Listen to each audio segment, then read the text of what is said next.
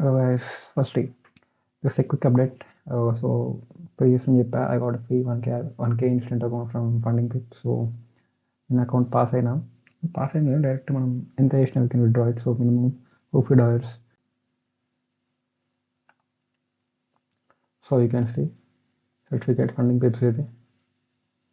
So payout తీసుకున్నా ఈ రోజు తీసుకున్నా లిటరల్ 5 minutes వచ్చింది. So actually I wanted to record it but చేయలేను.